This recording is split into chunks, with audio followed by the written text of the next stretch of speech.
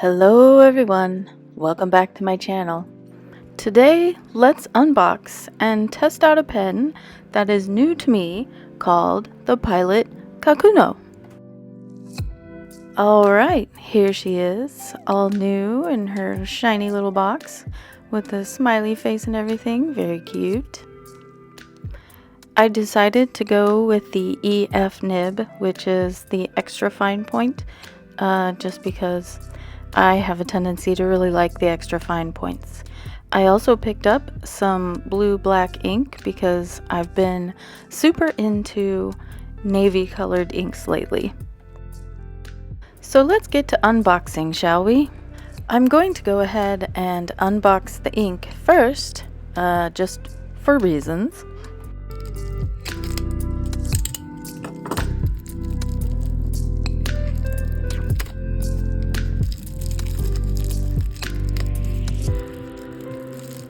I'm not quite sure why they packaged it the way that they did, but they did give you a little test sample of the blue on the back of that card there. And I feel that it is pretty representative of what the color turns out to be whenever you use it. Inside each box you get 12 of these little ink capsules, and you simply plug them into your pen. And here is a little close-up of that ink cartridge.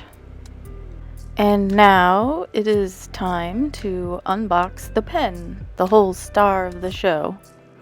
I can sometimes be really fussy about unboxing things, and rather than just like cutting through this little open sticker, I really wanted to peel it back for some reason and like keep things pristine. I don't know why I do this. I know other people do it as well, but yeah. Alright, let's go ahead and get this pen out of the box.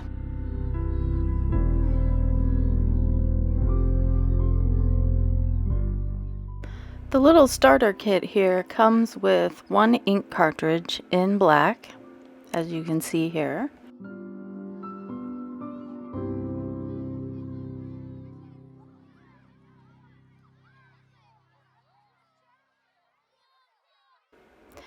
Then there is the pen body here. I don't know if you can see it really well, but I want to try to show you that the pen has a little smiley face on the nib there near the top. I think you could see it better a little bit earlier in the clip, so if you missed it, just rewind. Next comes the cap, which was a little testy to get out. Oh, and I should mention that I chose the clear pen because I liked the idea of being able to see how full the ink cartridge was, basically. That being said, I did really also like the pastel blue and pink caps on the other ones that weren't clear, but clear won out this time. They do give you a little instruction sheet for how to insert the cartridges and also some general facts about the pen. So basically, to fill up the pen, you're going to want to screw off the cartridge holder, and you'll see the inside of the pen here. That's where the you'll punch the cartridge into that little slot in there, and then your little reservoir will start filling with ink. So let's go ahead and give this a go. You just need to give it a nice little press, and you'll kind of feel it click into place, and then as you can see, the reservoir is already filling with ink. They then advise you to just kind of very gently squeeze the cartridge just a little bit, just to really get that reservoir full of ink and ready to write. After that, you just screw your pen body back on and you are ready to go. So I'm going to begin my test here by just making a few hatch marks with the pen, just to kind of get a feel for how it feels in the hand and how well the ink flows. This isn't my first fountain pen technically, because for comic work I've used like the G pen and the Maru pen, but those pens I would have to like re-dip in ink. So this is new to me in that the ink cartridge is plugged in and it is very easy to use. Anyway, after doing some hatch testing, I decided to do a little bit of writing.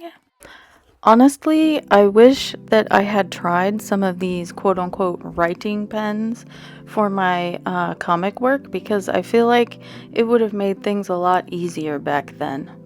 Generally speaking, whenever I use this pen, I feel that the fountain pen nib kind of forces me to slow down a little bit, and slowing down basically improves my handwriting.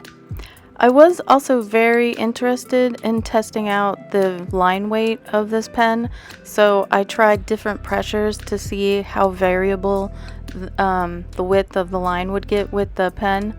And I mean, it is an extra fine point, so it didn't have much variation, but it did have a little bit, and that was nice. And I'm sure that something that wasn't an extra fine point would be have even more line weight.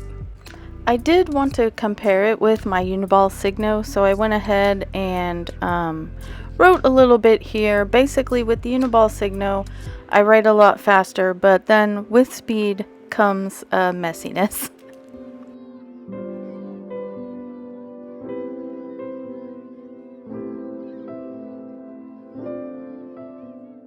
So, in my closing arguments, no, just kidding, but seriously, I do really like this pen. I like that it forces me to slow down a little bit, and my handwriting is neater with this pen.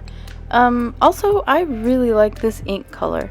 The color of this ink, like I said before, was blue-black, and I feel like it comes out kind of reminding me of Prussian blue from my watercolor paint sets. Another thing that I really like about this pen is just the color choices for the inks. As you can see up in the corner, there's all those little squares of color on that little flyer. And yeah, you can get a lot of different ink colors for this pen. And in fact, I have a pretty bright pink color ordered that will hopefully get here within the week, and then I can try that out as well. So my final rating for this pen gets a Corgi High 5.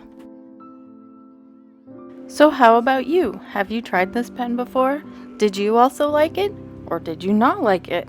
Feel free to go ahead and leave me a comment below.